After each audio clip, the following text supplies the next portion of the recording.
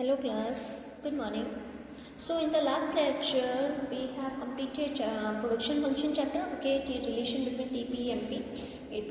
Now we are continuing to our next lecture, that is chapter 8, concept of cost. We are starting this chapter right now.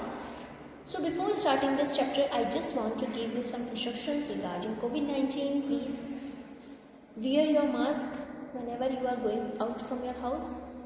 Wash your hands for 20 seconds. If washing is not possible, so please use sanitizer, sanitize your hands, keep your hands hygiene and maintain social distancing from others. Okay, so these are the instructions regarding COVID-19. Follow these instructions. Now we are moving to the chapter, that is chapter 8, concept of cost. Actually cost, before this chapter we have done production function. Okay, so you know that whenever we are doing any production or whenever we are doing any activity, so we have to expend money on that. Okay, अगर हमें production भी करना है तो हमें उसमें expenditure करना पड़ेगा. ठीक है, so whatever expenditure we have done that is the cost. Okay, जितना भी हम एक्सपेंडिचर करें उसी को हम कॉस्ट बोलते हैं in the economics language. Okay, so जैसे for example if I am going to the market, I am purchasing a pen for me, so I will ask shopkeeper ना that what is the cost of this pen. So मैंने क्या पूछा कि कितनी इसकी cost है. Okay, so actually cost होता है क्या, what is the concept of cost. You know that output needs input. If you want output so you have to do input, because अगर जैसे if you are taking your example, then अगर आप लोग पढ़ाई करोगे तभी आपको रिजल्ट मिलेगा. ठीक है, अगर आप पढ़ाई नहीं करोगे then your result will be zero. Okay, अगर हम लोग for in a computer if we are doing some input on a computer, then output will come. Okay, the result will come. So output needs input. Output के लिए हमें input चाहिए. So broadly there are two types of input. जो input होते हैं वो हमारे two types के होते हैं. Okay, first one is factor input and second one is non-factor input. Factor input means जिसको हम factor of production भी बोलते हैं, land, labor, capital and entrepreneurship. These are the main factors of production. It means these are the main factors, or you can say components, which are needed for the process of production. That is land you need, labor, capital and last one is entrepreneurship. Okay, and second one is non-factor input. Non-factor input means like raw material. If you are doing any production, so you want raw material also. If you are doing business of cloth, or you can say production of cotton, so you first need raw material of that. Okay, so first one is factor input and second one is non-factor input. So cost, what is the cost? Cost क्या होता है? Cost refers to the expenditure incurred by a producer on the factor as well as non-factor inputs for a given output of a commodity. Output के लिए जो भी producer, मैं कह सकती हूँ कि जितना भी खर्चा कर रहा है, एक्सपेंड कर रहा है मनी, चाहे वो फैक्टर इनपुट हो चाहे वो नॉन फैक्टर इनपुट हो, दोनों पे जितना खर्चा किया that is known as cost, जो प्रोड्यूसर कर रहे हैं. ठीक है, so cost it is the expenditure incurred by a producer on factor inputs and non factor inputs. Okay, so factor inputs like land, labor, capital and entrepreneurship, and non-factor input like raw material. So total expenditure incurred on these inputs. Okay, so you know that cost जो है is divided into two parts, that is explicit cost and second one is implicit cost. Okay, explicit cost and implicit cost, just remind this cost in a form of export and import.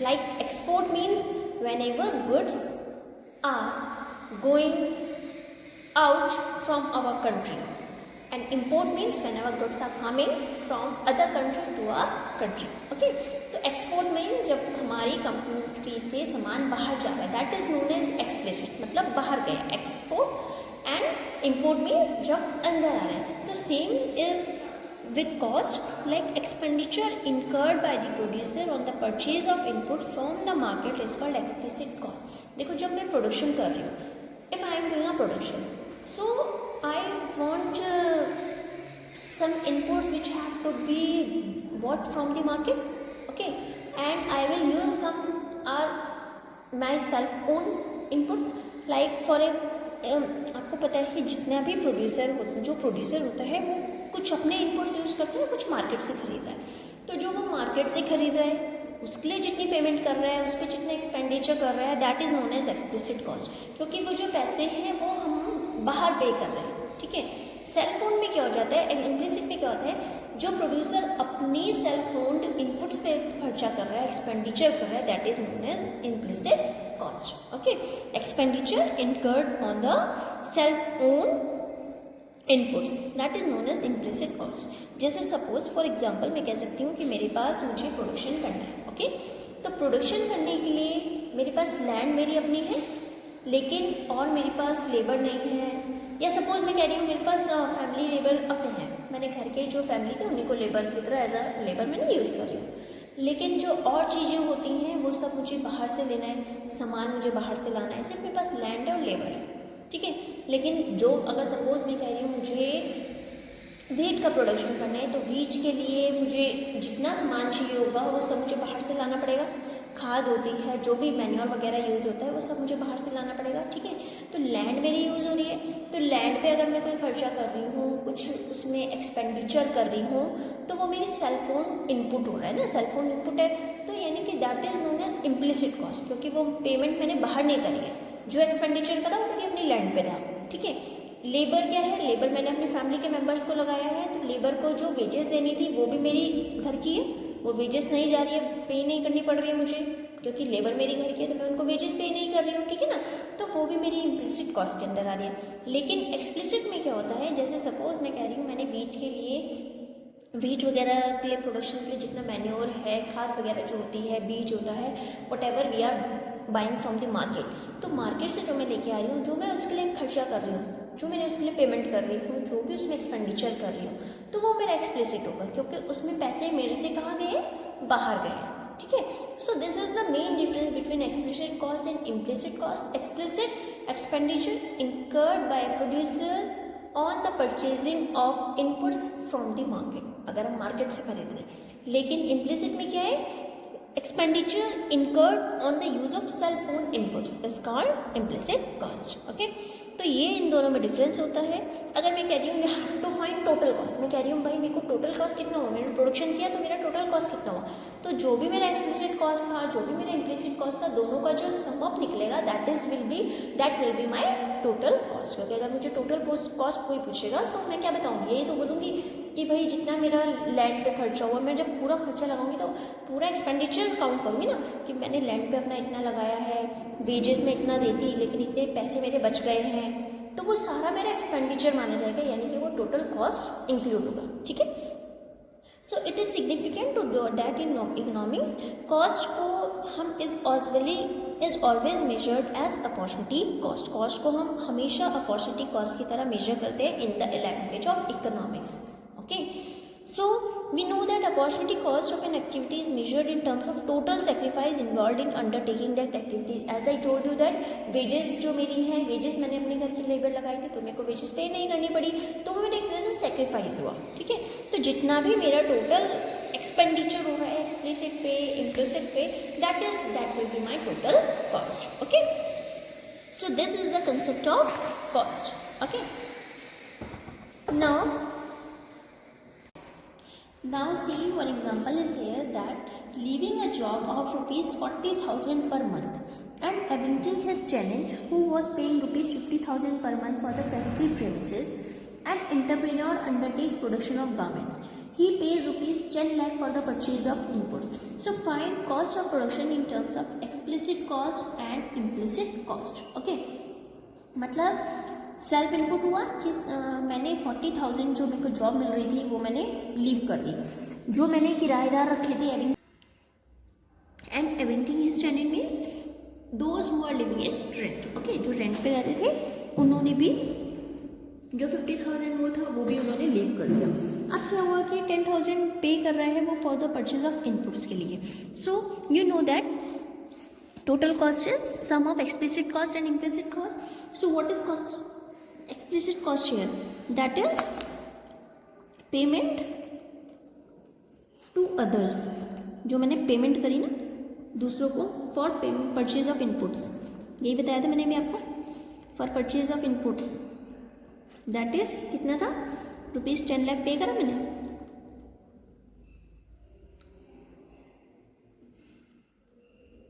ठीक है, now implicit cost that is value of self own. तो self own कितना था मेरा 40,000 की, भाई मैंने मेरी जॉब थी वो मैंने लीव करी, और प्लस 50,000 मुझे रेंट मिल रहा था वो मेरा हुआ, तो टोटल कितना हुआ मेरा 10 लाख ये हुए plus 90,000, so it will be 10,90,000. So this is my total cost. Okay, so this is the method for calculating total cost. If you have to calculate total cost in terms of explicit cost and implicit cost. Okay, so if I am saying that what is opportunity cost, तो opportunity cost क्या होता है, what is opportunity cost? You can say that it is the cost, or you can say total sacrifice made for producing a given level of output, for producing a given level of output. This is known as opportunity cost. Okay, now next one is selling cost and production cost. If I am saying that selling cost and production cost, they both are same, no, they both are different from production cost. I can say matlab they both are different from each other. I can say that selling costs are different from production cost. Okay, see, so selling cost refers to the expenditure incurred by a producer to promote sale of the commodity. If I want to promote my sale for a commodity, then whatever expenditure I will incur on that promotion of a commodity, that will be a selling cost. वो मेरी selling cost रहती है। जैसे suppose मैं advertisement कर रही हूँ अपने प्रोडक्ट का, ठीक है, तो वो मेरी जो भी उसमें एक्सपेंडिचर हो रहा है that will be my selling cost. But production cost refers to the expenditure incurred by a producer on the inputs of a producing a given, जितना भी खर्चा उसको बनाने में हो रहा है that is known as production cost. Okay, so they both are different from each other. Selling cost means जो भी हम एक्सपेंडिचर कर रहे हैं for promoting a sale of that commodity, that is known as selling cost, that is example you can say advertisement. And production means whatever expenditure incurred by a producer on the inputs for producing a given level of output, that is known as production cost. Okay, so these are the different costs, that is selling cost and production cost, they both differ from each other. Okay, now next one is short run cost. देखो जो short run cost होती है, short run means it is a period of time during which some factors are fixed and some are variable, कि कुछ factors मेरे fix होते हैं, कुछ फैक्टर वेरिएबल होते हैं। ठीक है, अकॉर्डिंगली शॉर्ट रन कॉस्ट के 2 कंपोनेंट्स होते हैं, first one is fixed cost and second one is variable cost. तो fixed cost as a name suggest that expenditure on fix factor, जो भी हम फिक्स फैक्टर पे एक्सपेंडिचर करें that is known as fixed cost, and whatever expenditure we are doing on variable factor that is known as variable cost. Fixed cost means जो भी हम production के जो फिक्स फैक्टर्स है उस पर जितना हम एक्सपेंडिचर कर रहे हैं वो फिक्स कॉस्ट है। फिक्स कॉस्ट हमारा incurred when output is zero, अगर आउटपुट जीरो भी है तभी में हमारा फिक्स कॉस्ट रहता है। सपोज मैं कह रही हूँ एक कारपेट मैन्युफैक्चरिंग फॉर्म है, machine installed as a fix factor. आपको पता है कि मशीन क्या है, मशीन की हमारी क्या होती है फिक्स फैक्टर। तो मशीन मेरी पहले इंस्टॉल हो गई क्योंकि ये मेरी फिक्स फैक्टर है, भले ही मेरी आउटपुट जीरो है लेकिन मेरे को पहले तो मशीन इंस्टॉल करनी पड़ेगी ना। So let us assume that it can take 6 carpets a day and the cost of hiring the machine is ₹500 per day. मैं कह रही हूँ कि ये मशीन जो है एक दिन में कितने कारपेट्स बना रही है, 6 कारपेट्स पर डे, और जो इसका रेंट जा रहा है मशीन का वो जा रहा है मेरा ₹500 पर डे में 500 रुपीज़ जा रहा है। ठीक है, तो 500 तो मेरी फिक्स कॉस्ट हो गई, ये तो जाएगा ही जाएगा, चाहे वो कारपेट बन रहे हैं या नहीं बन रहे हैं। क्योंकि कई बार ऐसा हो रहा है कि अगर कारपेट इसमें नहीं भी, अगर 0 भी हो रहा है तभी भी मुझे 500 पे करना है, 1 हो रहा है तभी 5, क्योंकि जो 500 है वो तो मेरा फिक्स है, वो तो मैंने देना ही देना है। तो चाहे वो मेरी कारपेट्स उस दिन प्रोड्यूस हो रहे हैं या नहीं हो रहे हैं, it will be pay as a fix cost. Okay, so fix cost, so these are also called supplementary cost or overhead cost, or you can say indirect cost. Okay, these costs do not change with the change in the level of output. जैसे जैसे हमारा output change हो जाता है, तो मैंने जैसे आपको बताया 500 जो था वो फिक्स है, वो चेंज नहीं होगा। ठीक है, so fix cost are incurred when output is 0। Fix cost तभी भी दी जाएगी जब हमारा आउटपुट 0 है। अगर एक भी कारपेट नहीं बन रहा है तभी मुझे 500 पे करना ही करना है, क्योंकि वो मेरी रेंट है, एक दिन का मेरे को पे करना ही है। ठीक है ना, so 500 per day is a fixed cost that the producer has to incur even when no output is made in a day। अगर एक भी कारपेट नहीं बन रहा है तभी भी मुझे वो 500 पे करने पड़ेंगे, because it is my fixed cost। okay, so this is the concept of fixed cost। if I am saying that components of fixed cost, you can say that expenditure on machine and plant, whatever expenditure is done on expenditure on machine and plant, expenditure on land and building, or you can say license fee, wages and salary of permanent staff। so this is the fixed cost, ये fixed cost होते हैं। ठीक है, now come to the next, that is variable cost। so variable cost, as a name suggests, that variable, that will be vary। so variable costs are those costs which are related to the use of variable factor। जो variable factor से relate करते हैं उसी को हम variable cost बोलते हैं। ठीक है, जो वेरिएबल कॉस्ट होती है, it will change with the change in the level of output. जैसे जैसे आउटपुट इंक्रीज होता है, डिक्रीज होता है, तो वेरिएबल कॉस्ट मेरी इंक्रीज होती रहती है, या मैं कह सकती हूँ it will be decrease. Okay, so as output increases this cost also increase, and as output decreases this cost also decrease. ठीक है, so when output is 0, this cost are also 0।